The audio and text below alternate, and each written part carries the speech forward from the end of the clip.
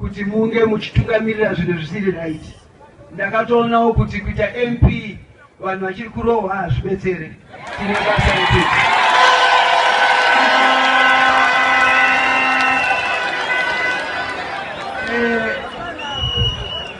Pamaitaura kuti no reforms, no election, ndaisa understand.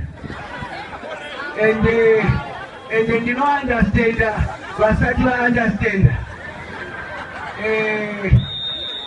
Zvinonzi naMwari vasingazive munavaregerera.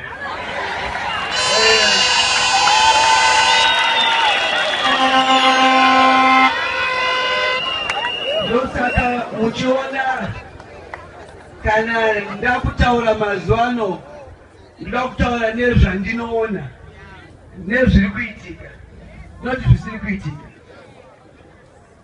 Zimbabwe ine vanhu vakadzidza chaizvo. Ndoda kukorokeza mai mujuru neblueprint document yavo. Kasi ndichiisa koma kana full stop. But that's just a blueprint document.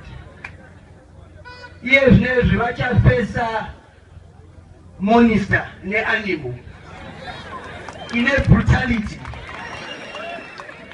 Uchinjoya power nekuti vanhu vari kurohwa hau understand. Vakubuda manje neblueprint yaya kuti vachida kugara panyanga. It's one thing producing a blueprint document, it's another thing kunganidza vanhu so.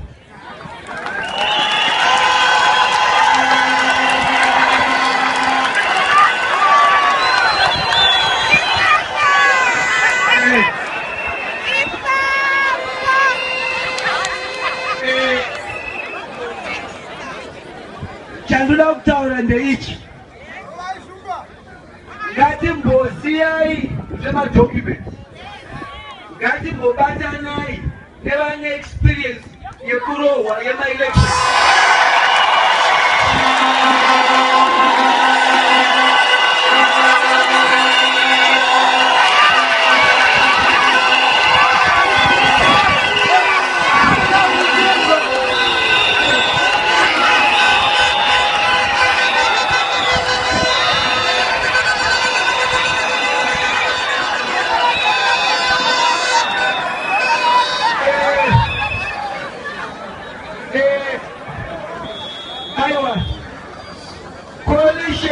Coalition yagara iripo kana mune experience yakafanana.